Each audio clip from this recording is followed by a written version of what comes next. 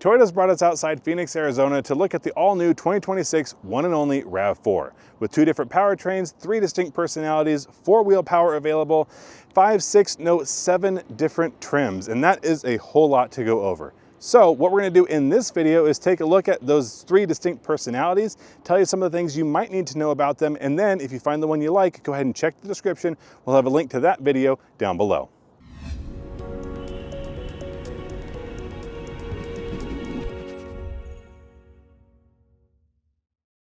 Now, when I say distinct personalities, I mean there is a huge variety of ways to configure your RAV4. Not just what's under the hood or what's inside, but really the way they look. We've got our sports model, the rugged one, and the new standard version.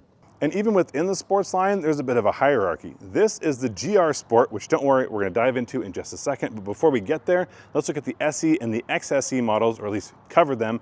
Those are gonna be the lower end trims. They're not necessarily gonna be as exciting as what we get here, but they're still gonna be sportier looking, more black accents. You can get it in front wheel drive, all wheel drive, hybrid, and your plug-in hybrid. Again, every RAV4 this year is hybrid. Those are the other sports. Let's talk about the GR. And you'll notice it right away just by looking at this front end, which is exclusive to this GR Sport model. It does have that GR badge, but Toyota's, I think, been really good about this. This is not the GR RAV4, it's the GR Sport, touched by the team at Gazoo Racing.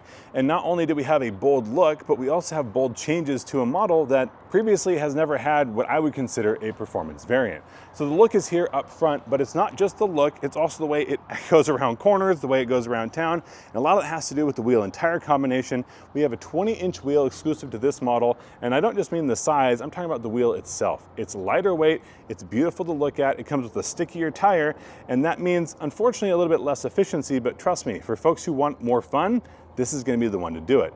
And your daily drive is going to feel different, not just from this combination, but what's happening under the wheel well. Your suspension is going to be a little bit tighter, a little bit stiffer. It sits a little bit lower, about 15 millimeters, and the overall track width is out 10 millimeters on each side.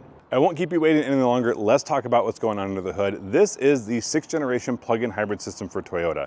This used to be called the Prime system, now just PHEV.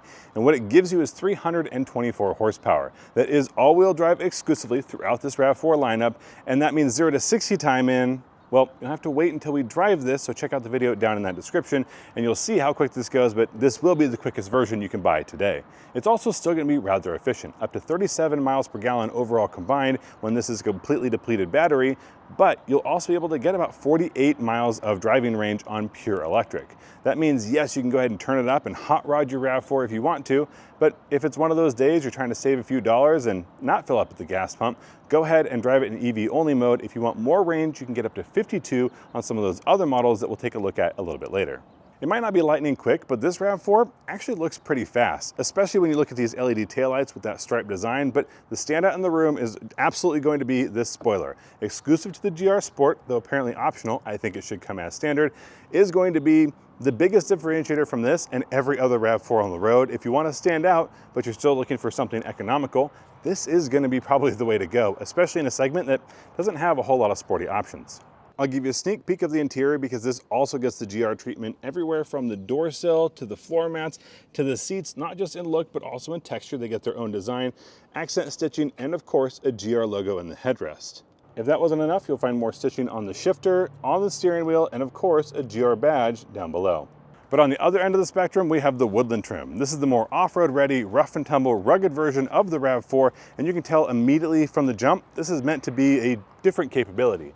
Start with this front end. It looks so much more like a 4Runner than it does a previous generation RAV4, and light years apart from what we get over there on the GR Sport. And I actually really love, I think what I love most is gonna be the lighting signature, where we have ambers built in and lower lamps that are separate from these LED headlights that are shared across all models. It just feels like a different model, but it's not just the way it looks, but also how it handles whatever you throw at it. And this has features and standard equipment designed for the more adventurous soul.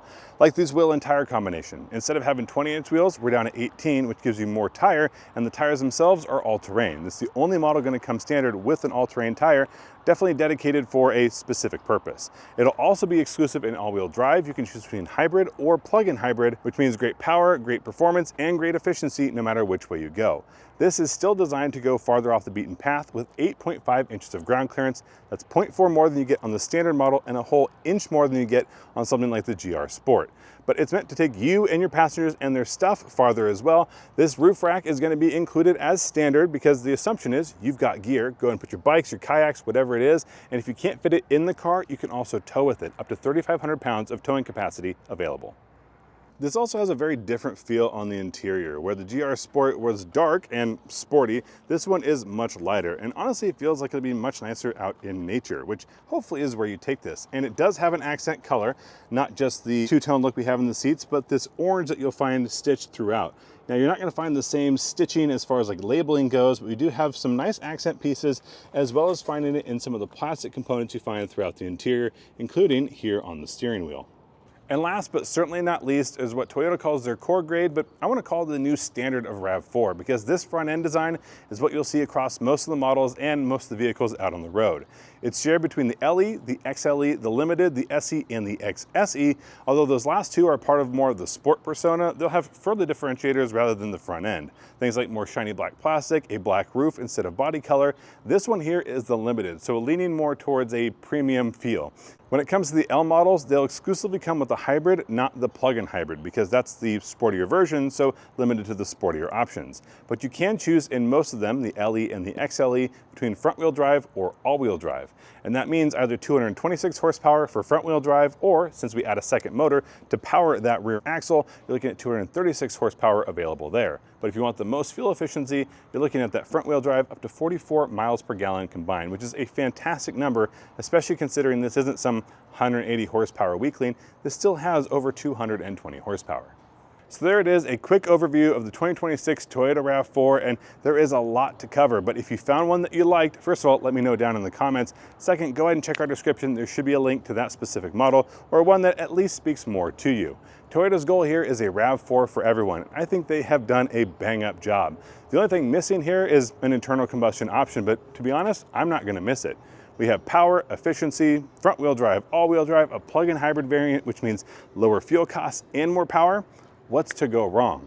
If anything, Toyota could go a little further one direction rather than spreading out so wide, but I think that net is going to catch a lot of customers. And if there's something missing here, I'm curious what it is that you shopped against and what somebody else did better. And I think Toyota would want to know as well. Thanks so much for watching, but don't worry if you didn't get a question answered in this video or some of the ones you find below. We do get these at home for review where we do our full suite of tests, a deeper dive, more time behind the wheel. That one should answer all questions. If you have specific questions, you can call in or send an email, hey@autobuyersguide.com for our podcast, the Auto Buyers Guide podcast, where you can find on Spotify, Apple Music, or YouTube, wherever you like to listen to your favorite podcast. Till next time, we'll see you down the road.